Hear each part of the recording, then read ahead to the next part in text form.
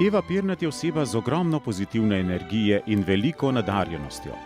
Downov sindrom Eve in njene družine ni oviral pri vpetosti v družbeno dogajanje lokalne skupnosti. Od svojega 6. leta, ko so starši zaznali njeno nadarjenost in veselje do plesa, je ni bilo žal svojega časa, volje in vztrajnosti za razvoj svojih sposobnosti.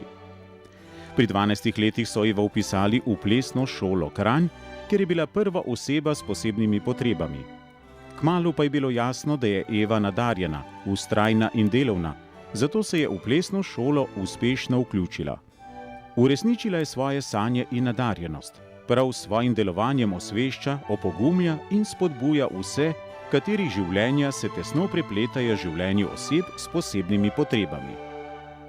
Mesto Kranj je zame najlepše mesto na svetu in je povezano z mojo največjo ljubeznijo, to je moj ples.